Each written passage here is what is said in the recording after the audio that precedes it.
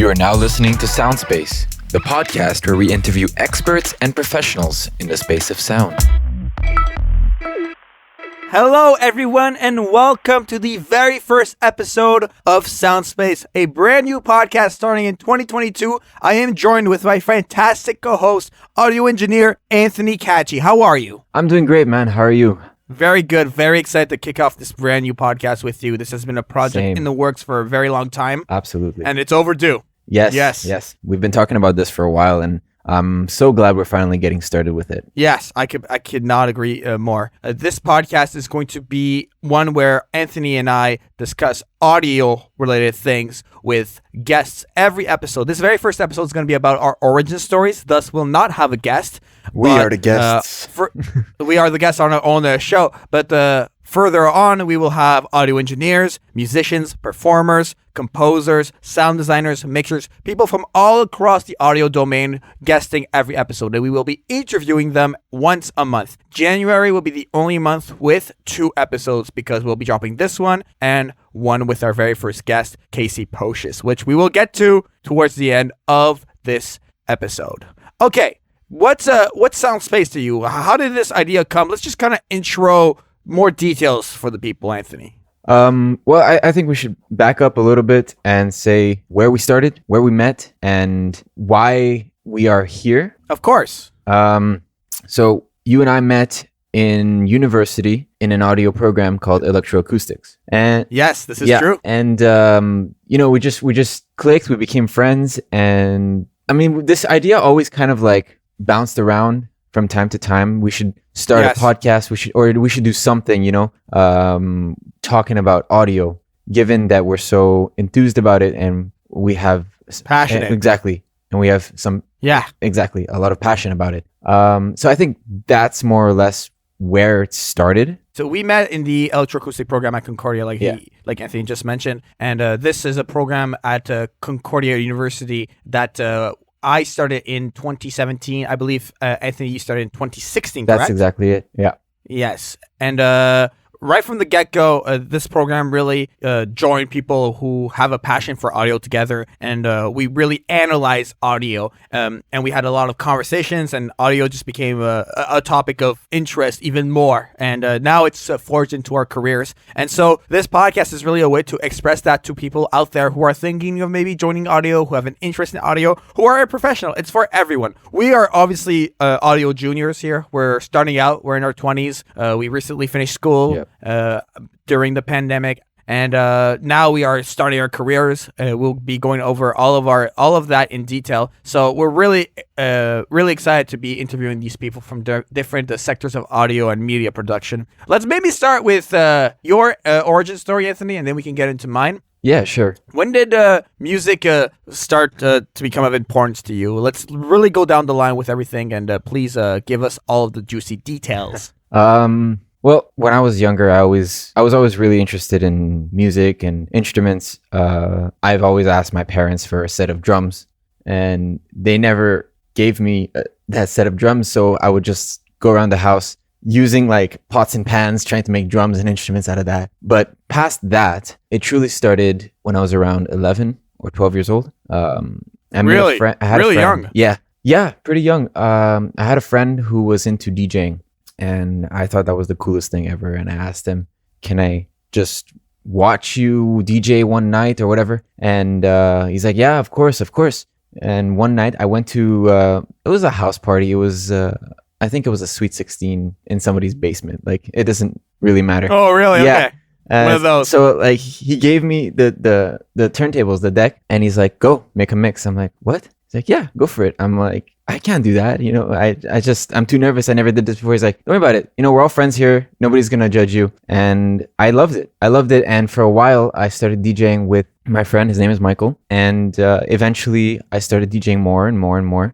He stopped, but I continued. And that led me to being interested in creating my own music rather than just mixing other people's music. I'm like, I want to do something, like I want to create something like this. So I was very inspired by artists like Benny Benassi. Well, Benny Benassi was the biggest one for me. Okay. So I downloaded FL Studio, like the demo version, and I just started making music. Horrible music, like very badly. But yeah, but it was good. It was fun. Like even though it was terrible, I loved it. And I even like created a YouTube account and I posted my terrible music. And even though there were some bad responses, obviously, because a 12-year-old kid knowing nothing about music, posting his crappily mixed track, I did get some encouragement from friends and family, and nothing else mattered. That really pushed me to go further. So I created my a SoundCloud account. I tried to learn more about mixing, about production. Very interesting. Very interesting. Then from there, I never stopped making music and never stopped DJing. But I went to I went to CJEB in a different program. I kind of just abandoned audio for a little while, but I decided after my CJEB program that what I was doing was a lot of fun. It was digital imaging, 2D and 3D animation. But, I kept going back to, I love audio. Why am I not pursuing that? Why am I doing this digital imaging program? So I was looking, when it was time to apply to university, I was looking through programs and I found Concordia's electroacoustic program. And I have to be honest, I had no idea what electroacoustic was. So I went to I definitely went to 2 open houses. So I went to open house. I tried to figure it out what it was. I spoke to some of the professors, some of the students. I'm like, this is really cool. So I gave my shot. I applied to the program and they told me what they're looking for in a portfolio. I went out, I created my portfolio. I did, I think, 3 10-minute electroacoustic compositions and submitted and hoped. Wow, yours were 10 minutes long. Yeah. Wow. Yeah. Interesting. Actually, my application to Concordia was my last assignment in my CJEP program. So what I did was, I told my teachers, I want to apply to this program. Is there a way I can integrate the drawing aspect, the audio aspect into my assignment? And they're like, absolutely. So what I did was it was an installation, and I created a sound installation? It was a sound installation. So what I did was I created the 3 compositions. I can't remember what they're called anymore, but what I did was I brought my speakers from home, my monitors. I put them in a dark room. It was a pretty small room. It was maybe the size of a janitor's closet or something like that. And I placed a large white paper and a marker, made people go inside the room, listen to the sounds, and draw what they heard. This assignment got me into Concordia University. Whoa, wait. Like, what did he draw it on exactly? Like, what was... Get more detail about that. Yeah. So I had this large, I don't remember the dimension of the paper, but it was pretty large. It was probably like 1 foot by 2 feet. And there was just a regular marker, black marker. And keep in mind, they're completely in the dark. So they cannot see what they're drawing. They're just using their ears. And with their marker, they're just drawing what they hear. And what I did with these is I took all these drawings and I was very interested in how each person perceived the sound. They interpreted the sound. So that was very interesting to me. That was my final assignment. And what I did was I have them right in front of me right now. I framed some of them. I took a few samples because there were many. There was I remember hundreds. This when I've been to your place. Yes. Okay. That's you know what I'm talking about. I see. Yeah. That's that. Yes, I know exactly what you're talking about. That's what that is. Very cool. That was I was very proud of that. When I thought of the idea, when I created it, and the final product, it was just amazing for me. So yeah, that's what got me into the electroacoustic program. So you get into the electroacoustic program at Concordia, and what's the experience like? Obviously, we met there and we collaborated a lot, but other than that, what were the classes like? What was the environment like? What kinds of projects did you undertake? Right. So the program was incredible, and getting into the program, I saw there were so many talented people. Yeah. I thought I was, I knew I was good, but once you meet people that are so incredibly talented, it's so overwhelming. So of course, I quickly tried to make as many friends as possible in the program, learning from other people, learning tricks and tips. And I love the classes because, especially at the beginning, each week was a new subject, and it always stayed interesting. So, for example, 1 week we're talking about what is sound. Like, okay, no, obviously the entire program is what is sound. But for example, 1 week we're talking about the eardrum, and then we're talking about about reverb, and then we're talking about the speaker and the physics of it. So it was constantly staying interesting. And we also had so many great 100%. assignments. Yeah, we had an amazing studio that we were allowed to practice in. I remember doing my first assignment in the program where we had this busted up piano, and we needed to take a microphone or two, or as many as we wanted, and just get our audio source from that piano. So I just set up a microphone. I set up 2 microphones. I think they were condenser microphones. I can't remember which ones I used at the time, but I just grabbed my shoe and just whipped it at that piano. And for like 10 minutes straight, I was just throwing things at the piano, and I got as much source material as I possibly could. After about 10, 12 minutes of recording, I stopped and I took a listen to what I got. And I quickly realized that 12 minutes of audio source is potentially like a month's worth of audio in editing and processing, and it's a lot because there's so much you can do with just a small source of sound. Imagine what you can do with 10 minutes. And so the editing was definitely very long, but needless to say, the assignment turned out pretty cool. It was a lot of fun. Yeah, the electroacoustic program was sprinkled with all these types of compositional assignments. I meant the assignment. Yeah, but of course. The program in general, of course. What about you?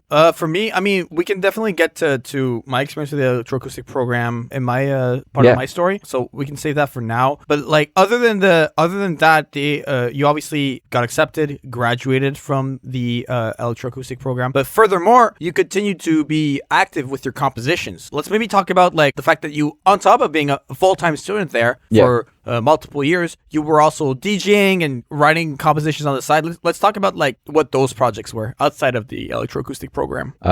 So yeah, I was still DJing. That was my job. I was making my side money from DJing on the weekends. So outside of school, I was just at bars and pubs mixing music. And then on my free time, because I didn't have as much free time once I started university, I would create my own tracks from time to time, and I would try to apply some of the techniques I learned in class to my own tracks.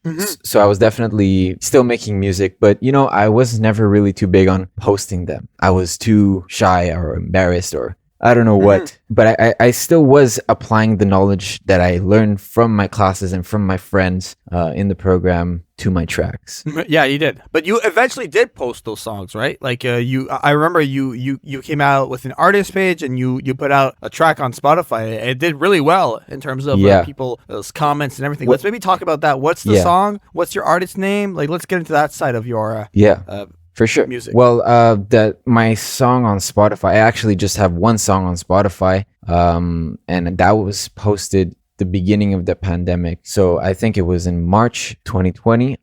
That's where I created my Spotify account and posted my first track. But I certainly was posting on my SoundCloud page from time to time, and some of it was original tracks, some of it was remixes, and there was a whole thing about remixes being taken down because of copyright issues. So that was part of a reason where I kind of just gave up on remixes altogether. But my track on Spotify, you've had that issues for sure. I think most of us have come across some sort of copyright issue in those terms. But as for my track on Spotify, it's called Cyber Friends under the artist name Caci. So CACI. This was more like an electronica down tempo-ish track, and I called it Cyber Friends because, well, the peak of the pandemic, everybody was communicating through social media, right? And then eventually I changed my name from Caci to Caci, so ACACI instead of CACI, because I quickly noticed, after posting my first track, that there was another artist called Caci. I think it was like a reggaeton group. So to avoid complications and confusion, I just changed it, and Caci is just short for my name, Anthony Caci. Right. So after graduating from university, I actually graduated during the pandemic, so I actually never received a graduation because I graduated in right at the beginning of the lockdown. Right. After that, I got a job as a webinar technician. So actually, I got the job. The job was created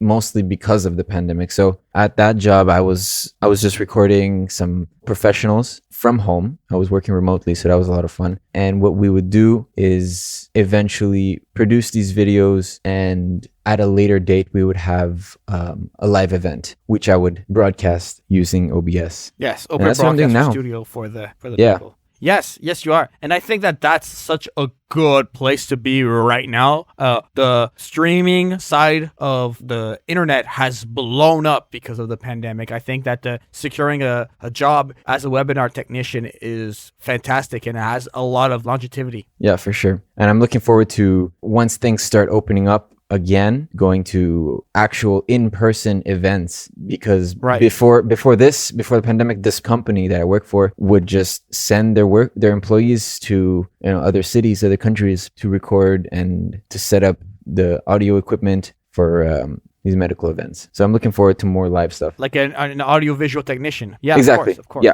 Very cool. Very cool. And so now you are on this podcast with me, and we That's will it. be taking over the world of audio one episode at a time. That's it.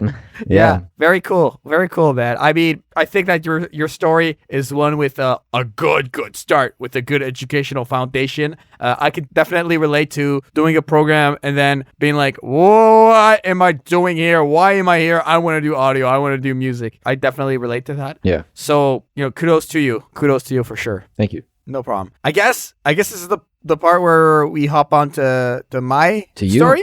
Yeah. Question mark? Yes. Definitely. Okay. I'm looking forward to hearing your side, the origin of Jaian. You definitely don't know it. No, Sure. this is for the people. This is for the people. So my story starts back to 2008. I'd start in terms of music and audio. I started playing guitar at a guitar club in my junior high school in the 8th grade, and that's really where my curiosity for music kicked off. We would do these performances every month. We would have concerts, and I would learn typical song, Twinkle Twinkle Little Star, like boring stuff like that. And right away I fell in love with guitar. Guitar became an instrument that I loved, and with time I started acquiring new guitars for myself, a drum set, a piano, with my little side money from working at a grocery store. And people would start to notice that I would play in talent shows, and I would have equipment at my house. People were like, oh, let's start a band. So I started making bands in high school here and there. Nothing serious. I tried singing. I never was a really good singer, but I just enjoyed performing vocally. But definitely was told by a lot of people, like, bro, just stick to guitar. This singing thing is not for you. Really? But it's okay. Yeah. I persevered, and now I perform vocals for another group. We'll get that into in a minute. And so yeah, I made bands in high school and started recording songs on the first DAW I ever used was a Magic Music Maker. I think it was called that. It was the most basic thing, and I recorded the 2 EPs on the internet that are there forever. If you do your digging, you will find them, and I recommend you not look to find them because they are not quality, but they are what I could do at the time. And with time, I started a YouTube channel, and because all these bands weren't working and they were kind of just falling apart, I was like, man, why am I doing this with other people? I'm going to do this with people I know can stick to music and are passionate about music. And I looked around me and all I could find was myself. So I was like, well, let's just do a YouTube channel. I started my YouTube channel in 2011, and I've been doing it since. It's been 10 years now. I've been a YouTuber. And, at first it was original rap songs. It was song covers. And with time, I started getting better and better. And now what my channel looks like is I have multiple projects that cycle through it. I would describe the YouTube channel as a anime-based channel. The bread and butter content over there is anime. And what I mean by that is that every week you will either get a song cover from an anime or a podcast about an anime called Anime Podcasters. This is a show that I produce myself. I'm basically the entire production team over there. I host, I edit, I mix, I master, and that podcast drops 2 episodes every month. And it's done great. It's finally monetized, and it's rolling pretty well in terms of audio streams. And I do that with a buddy of mine called Hotshot, and I collaborate with the visuals with someone else called GoPro Keo, who also does the visuals for this podcast. So definitely go give at GoPro Keo a follow. I'm so used to plugging him because I've been plugging him for years. Yeah. And so that's Anime Podcasters, which actually, Anthony, you were a guest on back last year, I think, or this year. Last year, yeah, for definitely. Yeah, that was fun. It was episode 101, and it was Anime 101, introducing anime to Anthony. And Anthony has watched so many series of anime since. I still have not seen another episode. I know, which is the best thing.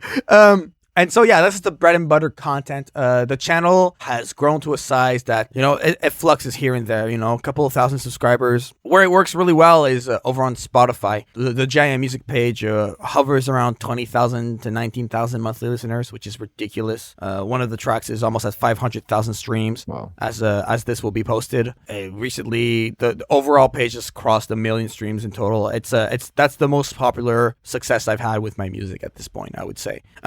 And then, other than that, I have 2 original music projects. The first one is called Chip Machine, that started out in 2014. It started out as an 8-bit music, chiptune music project. And we have one album that's chiptune music. It's like a bunch of Pokemon song covers. And another album that's just self-titled Chip Machine. And it's just more 8-bit music covers. Horribly mixed.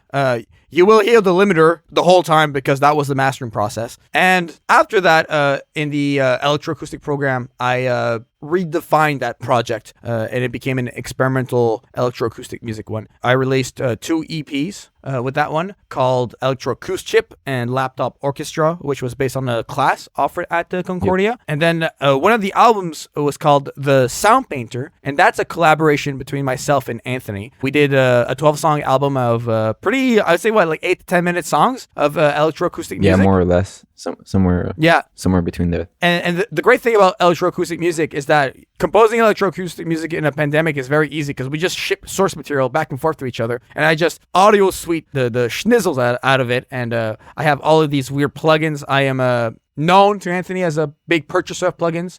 We can definitely get into that, but I have a library that's way too large. That's true. So, that's way it's too true. Way too true. I'm always telling him, this the 30% off this and blah, blah, blah, blah, plugin alliance sales. I'm the worst though. Like, you would send me genuinely great deals and I'd be like, that's great. And then I forget about it. And I just... I don't understand that. That's my bad. That, but it is what That's it is. my bad. Yeah, it happens. It happens. And with Chip Machine, I also do something called the Drone Cast, which is an hour-long drone podcast that I do once a month. It's currently on pause because as I am recording this episode, the Spectrogram Ghost, which is another album I've done, will be releasing very soon. And that's another solo electroacoustic album I did with Chip Machine. It's 10 songs. It's shorter songs, and it's a darker vibe. That's what I can say for that. So that's Chip Machine in a sense. And then I have another music project, a rap hip-hop music project called Lunatic Rappers, which I started back in 2015, 2014 as well. That project's released 3 EPs, 1 album, and now we're more in a mode where we're dropping singles and remixes. That's kind of what it's going to look like in 2022. And it's a production I do with 2 other guys. One's called, stage name goes by ACR, who is a vocalist who kills it. Vocally, one of the best rappers I've ever recorded. Every time his verse flops on, it's like, whoa, this guy can spit, for real. And then we have someone else called Undergod, that goes by their stage name, who is a beat maker and vocalist. And I really handled, I do vocals as well, but I handle the engineering, the mixing, and the mastering process there. Obviously, Chip Machine is also a one-man show, so I handle all that technical aspect as well. And in terms of personal projects, that's all me.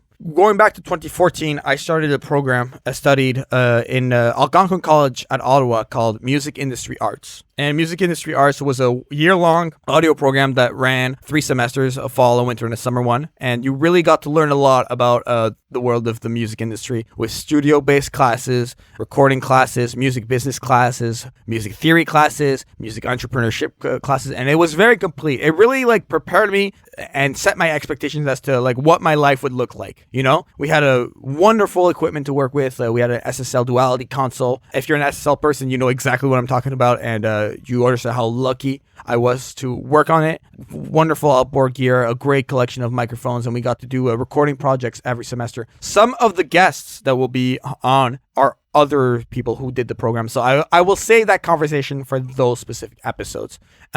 And then after that, right after graduation, I got really lucky and did an audiovisual internship in France. There, I did location audio, I did camera work, I did different stage shows, like teardowns and setups for shows. It was one of the best experiences of my life. And it was one that, how can I say, prepared me even more. Like, you know, it's like you study it and then you live it back to back. So you really are immersed in it. You know what to expect, really. Yeah, that's perfect. That's what you need, you know? Yeah, 100%, 100,000%. And from there, after doing the internship, I really switched up my production style. You know, I started realizing what kind of content I want to do, and I became an anime channel. This was in 2016, and then I was also in the process of applying for the electroacoustic program. So from Gatineau, which is about 2 hours away from Montreal, where I live now, I met the head of the program of the electroacoustic program, Eldad Sabari, and he made me visit the facilities. He showed me what electroacoustic music was. He really gave me an idea of what to expect with the program. And I started informing myself, you know, like, what do graduates from the program, where do they work, where do they end up, you know? Oh, some end up in studios and theaters. And I was like, okay, these are places I can see myself in. So I knew this was the right place for me. Yeah. And I applied, got accepted, freaked out, could not believe it. And it was a great start to a great story. The electroacoustic program is, Actually, Eldad was, it is amazing. Was the same for me. It was Eldad who introduced me to the program when I went to open house. Yeah. Eldad is a fantastic individual. Amazing human being. Really, amazing human being who really shows you the ways of the electroacoustic music in classes and in interactions in the hallway. And a lot of his teachings I still use to this day. You know, great teacher.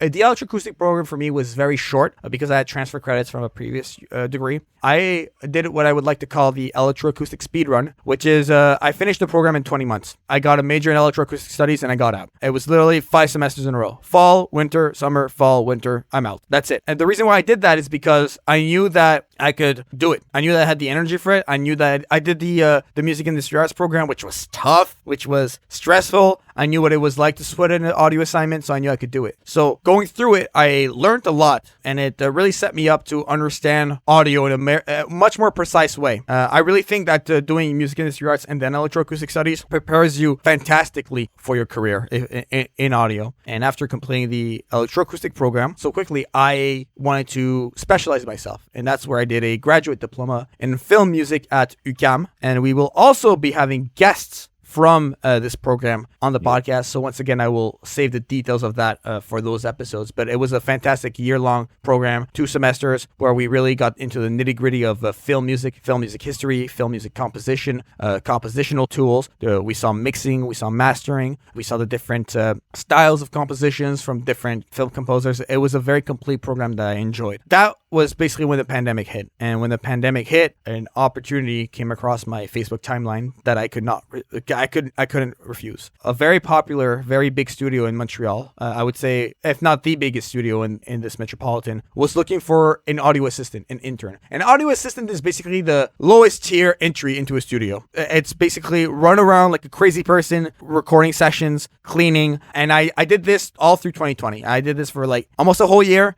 It was a fantastic experience. I worked on some huge productions for TV, voiceovers, bands, famous artists. This was like a big studio in the city that I put the name on my resume, and since then the people are like, oh yeah, I know that place. Like it's a popular place that has worked on massive productions that I was extremely lucky to be a part of. And Anthony was even sure. I remember came through a couple of times. Yeah, I remember when you called me up one day and you're like, hey man, come to this address. I'm like, that's a studio. It's like, yeah, come to this address. What are you doing there? He said, and you told me that you're working there, and I was freaking out. It blew my mind.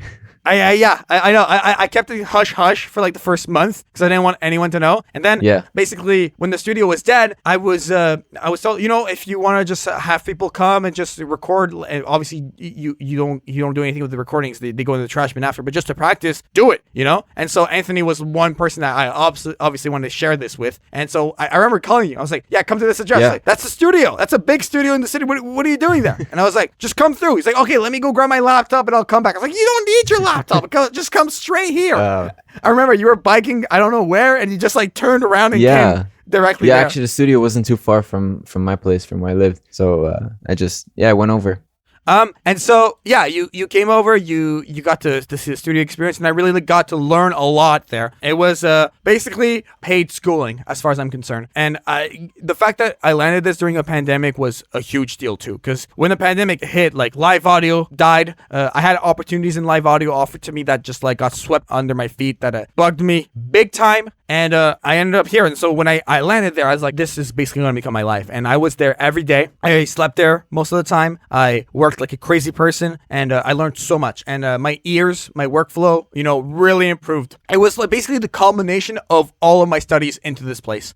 Because the thing is, when you study all these programs and people see that you have a lot of education, they're like, but can he apply it? Can he like be a technical person? I'm sure you can write about a compressor, but can you get this compressor to work to sound fantastic on this vocalist? It's two different things. Knowing and applying are two different things. For and sure. having them happen so close to one another really helped me hone my skills in that domain. And so late last year, I left that studio, and now I currently work doing location audio for a big broadcast company in Canada, and I also do camera assistant work for them. I'm a video technician, so sometimes I get called to record interviews, and sometimes I get called to light up stars. Television stars is what I meant. I'm not actually throwing a light to the sky, and that takes up most of my weeks, and it's a fantastic job that I am so grateful for. I also edit audiobooks on the side for a post-production facility. I work freelance as an audio engineer. I have my own personal clientele that I have a contract here and there every month. And then I obviously continue to create content on YouTube. So yeah, that's basically an overview of everything I've worked on and done. That's my background. Bit of a studio person, bit of a location audio person, a bit of a content creator, bit of a composer. I've done sound design for projects. It hops around, If you visit JaianMusic.com, not trying to plug, but you'll get an idea of what I've worked on and what I've done. Yeah, and your discography is very impressive. Thank the you. fact that you're able to manage and juggle all of these projects all at the same time is very cool. Thank you. And taking on new projects. Yes, like this one. This one is something Like that this I've been wanting to do. Let's maybe go over a little bit about our past collaborations. So Anthony and I, like I mentioned, was a collaborator on the Sound Painter with Chip Machine. That's a project that we did together. He's also been a vocalist on 2 songs technically for Lunatic Rappers. The first one being Down a Thread, which is a release off of Rise from the Fire, and also there's a lo-fi remix. So technically you got 2 features, bro. Same vocals, 2 features. And then, as previously mentioned, he was a guest on Anime Podcasters, and he's also a voice for the character, the boss, basically, in a short audio play I produced called Get Back Here, Hotshot, which is basically a story about the podcasting dynamic between Hotshot and I, where I'm basically a crazy person who only thinks about recording the show, producing the show, and he is subject to all of my insanities. I'll leave it at that. It's a quick 4-episode listen. It runs under 15 minutes, and I had a great time producing. It was a lot of fun to be recording that. It was so many laughs, so many it was great. retakes because of constant laughing and joking around. Yes, but yeah, it's definitely an absolutely. easy listen, really funny, fun to listen to. You should go check it out. Thank you so much. All right, that's enough with the stories. Let's get a little technical here. I always enjoy talking technical stuff. This podcast is going to be one where we focus more on the story and the career of people, but we'll get audio nerdy once in a while here and there. I think it never hurts. Yeah. So this is the audio nerdy portion. I think it's important to identify ourselves as to what we work with, just to give you guys an idea of where we come from in that domain when we talk to other guests. So let's start with what DAW we work with. Yeah. In terms of different audio tasks. Anthony, please let us know. Sure. Well, like I mentioned earlier, I started off using FL Studio, and that became my go-to DAW for a very long time, because I was only using Windows. And it was only when I started my program in university where I bought my first Mac and I just started using Logic. And now Logic is my go-to DAW. And obviously I dabble in Ableton, Reaper, Pro Tools, and so forth. But Logic is definitely my DAW of choice for the most part. Absolutely. especially for So for- production. You know, For production For and song composition, production. right? That's what I mean. Composition. For sound design, it would probably be somewhere more towards Reaper or Ableton. Okay, very nice. Or I'd probably go back to FL Studio from time to time. I think that falling back on FL Studio is never bad because, like, the guy Yeah. who produces Undergod, the guy who produces the beats for Lunatic Rappers, works exclusively in FL Studio. It's underrated. I think that people hear FL Studio and they go, Yeah. "Oh, amateur." Yeah. But it's underrated. There's a lot of fantastic work that you can do. It has in definitely FL Studio. grown as a DAW. It has gotten better over time. And as I'm reading, as we're recording this, I think I saw FL Studio 20 came out. I think. Yeah, it came out It's a like, couple years ago. So now it works both with Mac and PC. So that's why I go back to it from time to time. Mm-hmm. Yes. So my DAW of choice, I work mainly in two DAWs. Reaper is one of them, but way more Pro Tools. Coming from the studio world, I had to breathe and live Pro Tools. And I got taught and really rub my knuckles hard against Pro Tools to learn how to use it and how to work it. Because I know the sentence I'm going to say is going to piss off like half of the audience, but walk into any professional studio and likely they are using Pro Tools. Yeah. It is considered the industry standard for that. I understand that opinions may differ on that, but it's a language that you need to learn how to speak if you want to really work in the studio world. And Yeah, I agree. when I left the studio, I knew that Pro Tools was like, I had to stick with it. So I got myself a license for it, and I use it for everything that's podcast, audiobook, that domain, mixing as well. I use it for Lunatic Rappers. I use it for my electroacoustic compositions. I use it because in electroacoustic studies, we use something called Amadeus. And the way you would apply effects, it was like a clip. You would apply the effect to the clip. There's no like way to insert an effect on a track. Yeah. It's not even a DAW. It's an audio editor. And what is great about Pro Tools is Pro Tools has a function called audio suiting. And audio suiting is just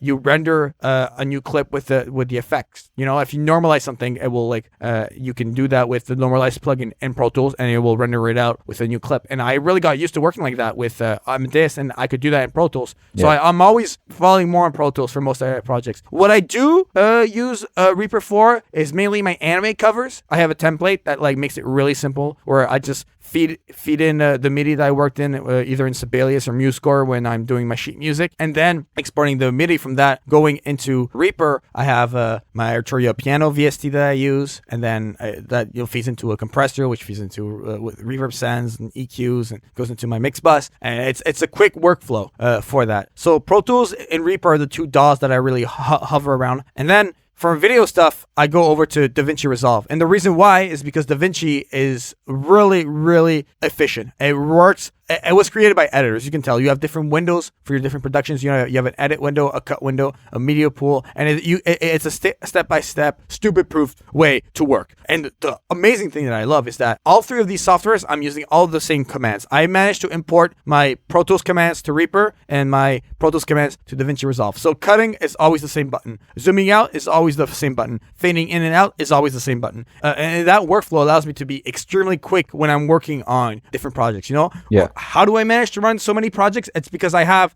a system that works. I'm able to hop from software to software to easily do these things, you know, and I also use OBS for screen recording, and I use Synthesia for piano recording. Sometimes I hop into Reason a little bit for like weird modular synth-based stuff, where I use Voltage Modular, which was free during the pandemic. I also work a lot in RX9 standalone for the podcast. I have a module chain that I run all my audio through before it hits Pro Tools, you know. I do all my RXing prior to editing. So yeah, that's my workflow personally. What about you? What's your workflow for your productions? My workflow is not as complex as yours, Jaian, but I would just use Logic for most of my tracks, unless I have to do something with to create a sound effect. My mix chain in Logic, so I would produce, then mix it as I'm going. I know you're not really supposed to do that, and then from there. Well, if it works for you, you know, if it works for you, it works for you, you know? Yeah, I guess it's just like a flow that I got used to, where I'm just mixing as I'm going, trying to keep a headroom of -6 dB. And then once I finish the track, I'll export all the instruments as waves, so stems, and I would import it into a new Logic session or Reaper, and I'll master it on that. Nice. Okay, very cool. Very cool. Let's talk about go-to plugins, things that we enjoy using when we mix, when we compose. You know, I mentioned it earlier. Arturio piano is one that I reach a lot every week. But other than that, I've been a big fan of multiple different companies. So let's just finish with my composition. I use Omnisphere by Spectrasonics for a lot of my work just because it has everything you need. This virtual instrument has a megaton of synthesizers, guitars, vocals, pads, weird noise modulating bleep loops that I can go forever. Another synth that I use is Lion by Unfiltered Audio. I'm a big fan of the unfiltered audio stuff. I use Silo, I use Biome, I use Triad, I use all of these different plugins that are fantastic. Obviously, using the Arturio V collection for my compositions. I dabble a little bit in Maxim SP. I would say I'm a Maxim SP beginner. I use Voltage Modular too, and for some orchestra stuff, I'll reach to the BBC Orchestra stuff too. That's some good plugins over there too. Nice. And then more into what I mix with, I use the FabFilter stuff. I got myself the FabFilter mixing bundle, Pro C, Pro L, Pro Q. These are literally plugins I use every day for the podcast, for my mixes, everything. The Sound Toy stuff is great. The Valhalla stuff is great. Valhalla Vintage Verb is one that you hear on all of my piano covers. That's a big one for me too. And then Isotope. I use obviously RX. I use Ozone all the time for my mastering. I use Oak Sound Soothe all the time. I'm looking into getting Spiff because I think it's great. And I use some of the Hornet plugins as well. So yeah, that's kind of real quick what I use in terms of plugins. What about you, Anthony? What plugins do you use? For me, my most basic go-to plugins are Isotope, Ozone. I love that. That's my favorite. I'll probably label that one number one next to the Valhalla Vintage Verb. Those two are definitely my two favorites. And as for like compression and delays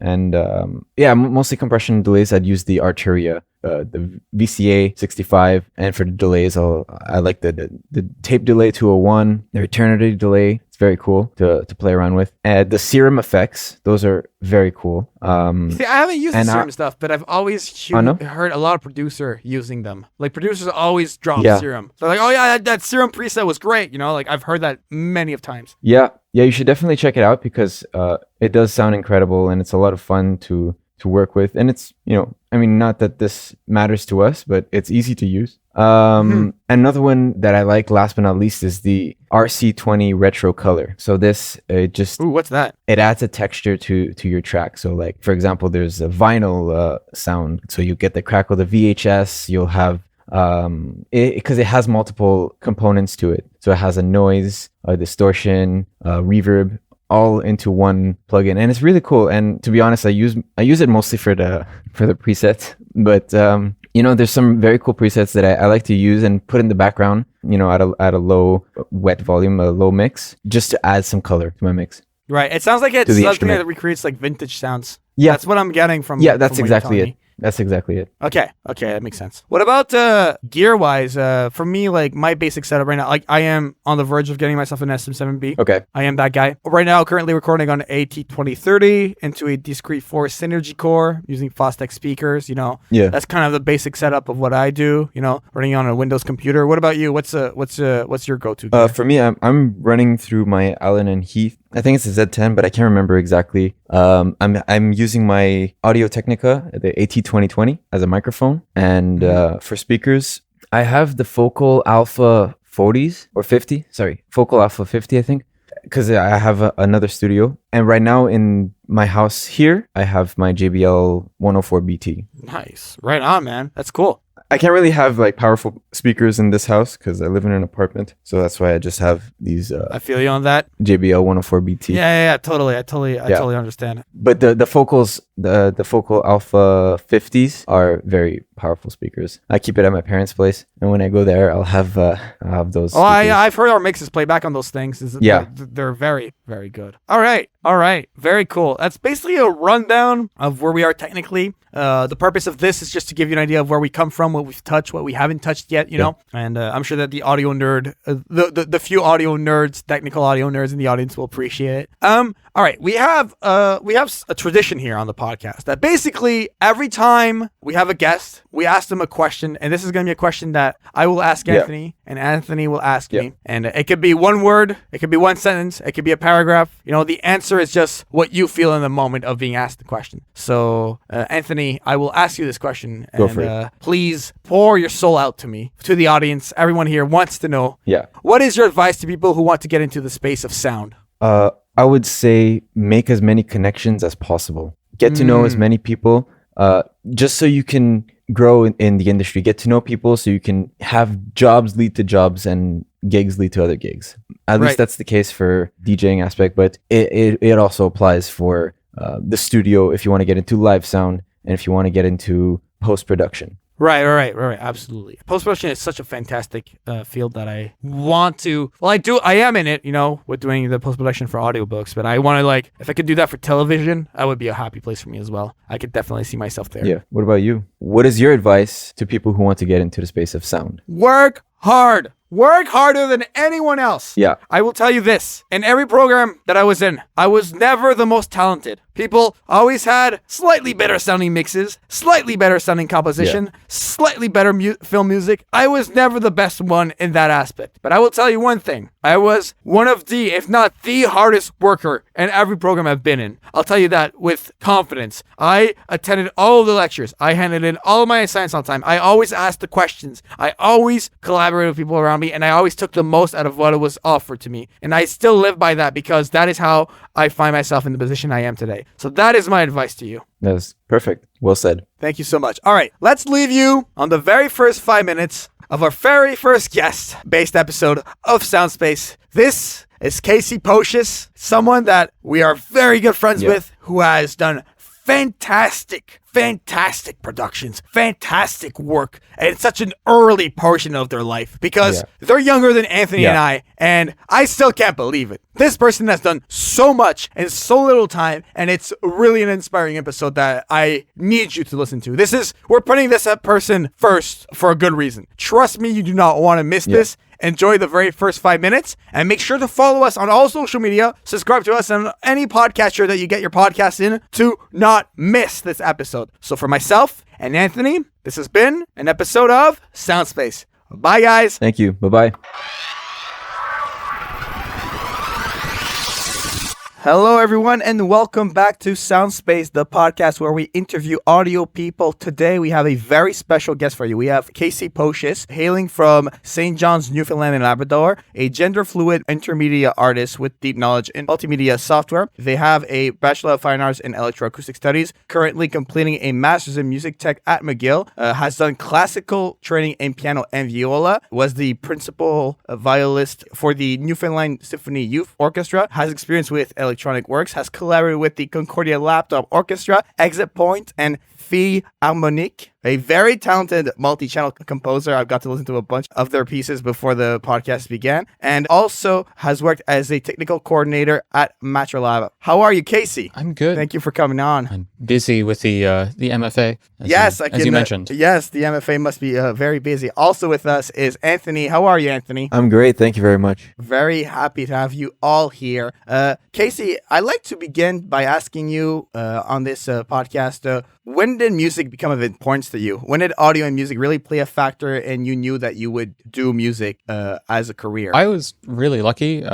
Music's been a huge part of my life since the beginning. Literally the beginning. I got to go to my first concert when I was 6 months old. It was a flamenco concert. And I just went to a lot of concerts as a kid. And then I was lucky. My mom had a Mac at home, so I started playing around with some of the audio software, GarageBand, and a little bit of iMovie as well, and starting in intermedia early too. I knew right away, it was so much fun. And then I, through the public school system, got started with viola, and then really got excited by that, started doing that privately, and originally sort of thought I was going to go into classical music and study that, and that was really my focus. But then I realized that as I got older, I started seeing other people were focusing in like the digital audio stuff professionally, and I switched lanes and got into the stuff at Concordia. Yes, we'll definitely get to. There's definitely going to be a big Concordia portion in this episode. Anthony and I met Caci at the electroacoustic program in Concordia, so we could definitely talk about that. Sure, definitely. Well, we met at Concordia. Actually, Caci, you were probably one of my first friends in the program. Likewise. So describe your experience at Concordia in electroacoustics program. It was really great. It was, like the breadth of topics that we covered was really wide in terms of like focusing on the ear and all this stuff with electroacoustic composition, music theory, all those things. And it's like a super intense program at the beginning. And I was really lucky. Me and Anthony were one of the last years where Kevin Austin was teaching everything in terms of the composition tutorials and also like the research writing portion of that course. Kevin was a great teacher and like we really got along well. And he was really willing to like push me to work like as hard as I could to like really get my compositions really up there. And I also was lucky that Eldad Sabari, who was the ear training professor and also worked with the laptop orchestra, we got along really well. And I was able to do a lot of work, independent studies with him, as well as stuff with the laptop orchestra and so forth. And then I was also really lucky. Electroacoustics it's in the Department of Fine Arts at Concordia, as opposed to some of these other audio programs where you're in the School of Music. So when I knew that I really wanted to also work on my skills in video and working with, building electronics and so forth as well, I was able to sneak into the intermediate department and start taking classes there. And really bringing up my skills in both sides of things, and took a little bit of math as well, and was able to get in eventually through to music technology at McGill. Definitely. That's amazing. Before we hit on the McGill, because I definitely want to talk about that master's, which I applied to. I just want to say, I really think you hit on something very, very important. Where I tell this a lot to Anthony and people around me that being an audio an audio person is important, but being a media person is even more important. And having more than just audio under your skill set. Can you expand on the importance of being a media person and what the difference is of being a media person and an audio person only? Oh yeah. And I agree 100%. So you can really dig in and develop your skills for music theory and what have you. But with a lot of the jobs that you're doing now, especially that, I know both me and Jaian have had a lot of experience working with stuff for film, stuff for television, stuff for radio. Right. And